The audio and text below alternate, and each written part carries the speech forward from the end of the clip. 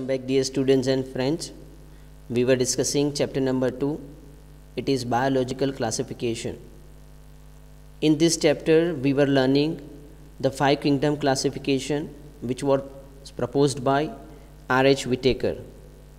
According to R.H. Whittaker, the living organisms can be classified into 5 kingdoms. First, kingdom Monera. Second, kingdom Protista. Third, kingdom Fungi. Fourth, kingdom Plantae. And the fifth one, kingdom Animalia. From this 5 kingdoms, till now we have finished kingdom Monera and the kingdom Protista. In the last session, we have started with the kingdom Fungi, and we have discussed few basic characteristics of kingdom Fungi. Like you know that the kingdom Fungi or the members of kingdom Fungi, they are either unicellular or multicellular. The example of unicellular fungi is yeast, and there are lots of examples of multicellular fungi. Fungi are also useful. They can also use to prepare the bread and beer. They can also use to prepare the antibiotic like penicillin, and it can also cause a diseases. That means it is also harmful.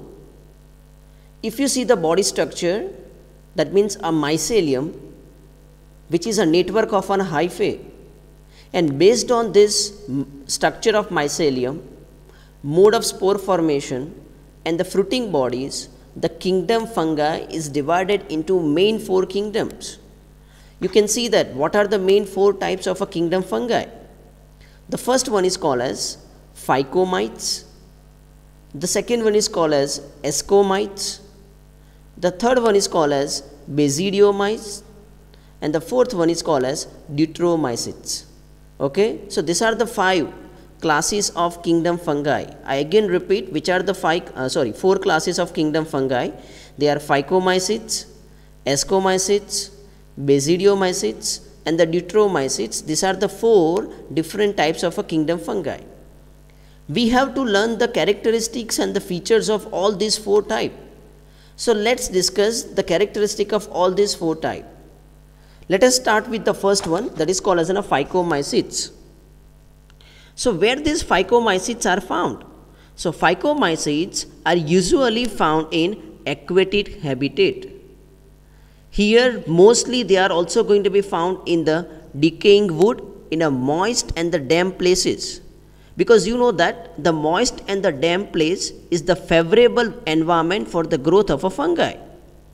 Sometimes this category of a fungi, they also live as a obligate parasites on the plants. So this is the habitat where they can be found. These are the usual locations of Phycomycetes. Where they found? They are found into aquatic habitat. They are found in a decaying wood, in a moist and damp places, and they also found as an obligate parasite on the plants. Now when we talk about the body structure of this Phycomycetes, then here its mycelium is aseptate. Aseptate, that means it is without a septa, and they have a choanocytic arrangement. Choanocytic arrangement, that means as they do not have a septa, within a one hyphae the multinucleate condition arises. And as we have discussed in the previous session, the multinucleate condition of that hyphae, we are calling it as choanocytic. Hence in a Phycomycetes we will observe aseptate and choanocytic condition. Now when we talk about the reproduction, how these Phycomycetes reproduce. Phycomycetes reproduces by both way, asexual reproduction and the sexual reproduction. How it reproduces asexually? So the asexual reproduction takes place by different kind of a spore. There are 2 kind of a spores they are going to be formed. One is a motile spore and the second one is called as non-motile spores. The motile spores of Phycomycetes are called as zoospores, and the non-motile spores of Phycomycetes, they are called as aplanospores. These spores, they help in a asexual reproduction. And remember, these spores, that is a zoospore and the aplanospores, they are produced within a body. That means they are produced endogenously within the sporangium. Sporangium contains, sometimes it may produces the outside, but in phycomycetes, the asexual spores, they are produced within a sporangium. So this is what happens in the case of asexual reproduction in phycomycetes. Now, as I have already told you that phycomycetes also reproduces sexually. So how they reproduce sexually? They reproduce sexually by the formation of again spore. But here the sexual spores are formed, and the sexual spores here formed are zygospores. Okay? And these zygospores, they fuse together and they leads to a sexual reproduction. So here the sexual reproduction is the result of fusion of two gametes, and that ultimately leads to a formation of zygospore. Now here the gamete fusion takes place, means joining of two gametes takes place. These two gametes may be similar in morphology, appearance, or dissimilar in their morphology. If it is similar in morphology, then we are calling it as isogamous, and if it is dissimilar in morphology, then we are calling it as anisogamous or the oogamous. So here either similar type of gametes they fuse or dissimilar type of a gametes they fuse, and ultimately it leads to a production of zygospore. The examples of phycomycetes are, these are the common examples of a phycomycetes. So the mucor is an example of phycomycetes. The another common example of phycomycete is a rhizopus.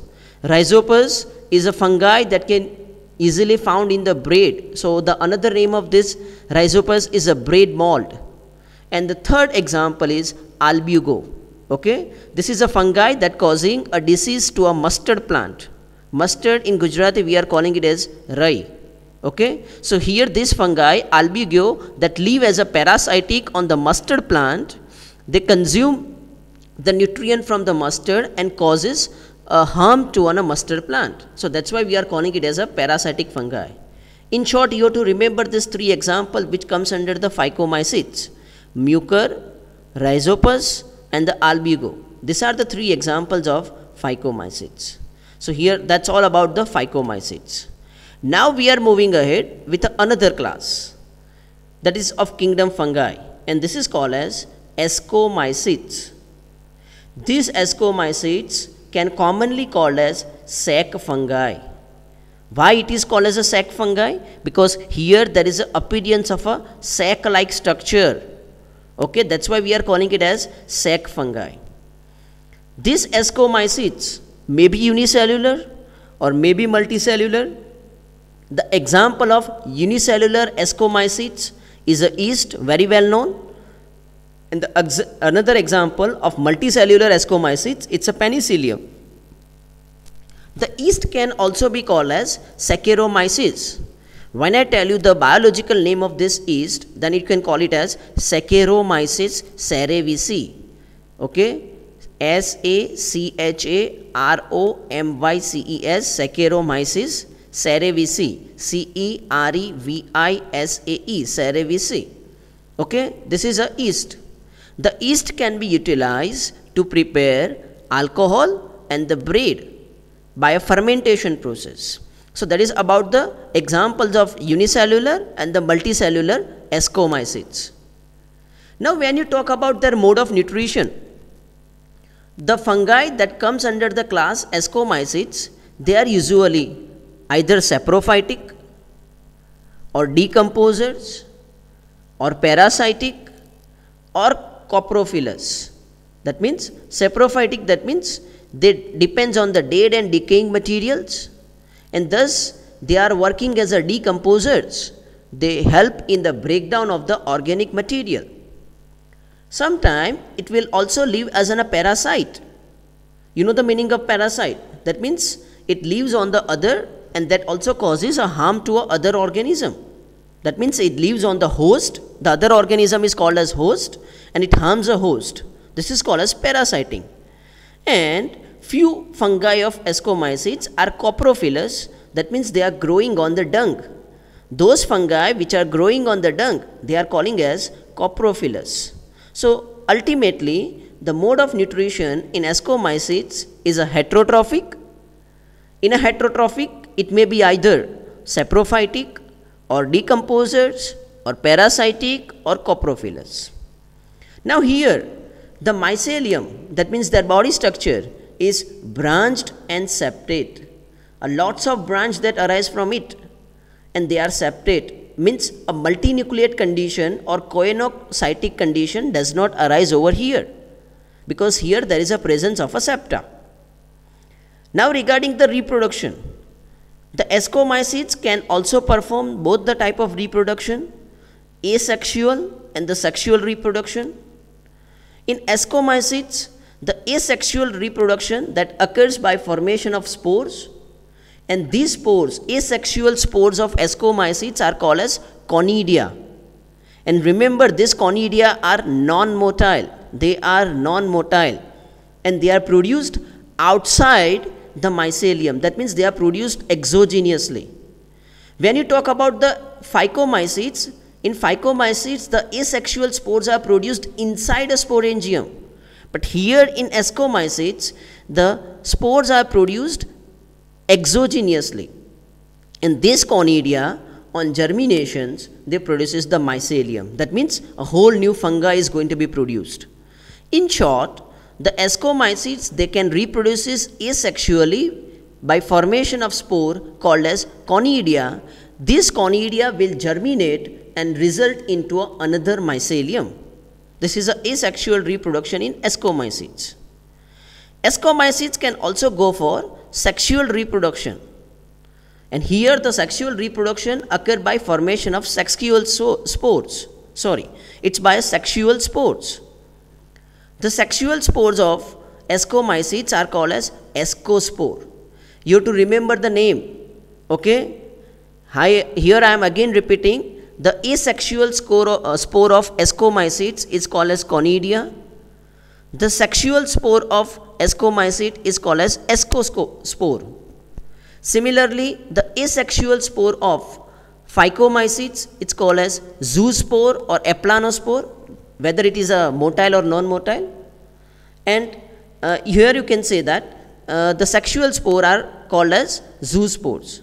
So this is what happens in case of phycomycetes. Now here we are talking that the ascomycetes can also reproduce sexually by formation of ascospores. And these ascospores, they are produced in a sac, in a bag-like structure.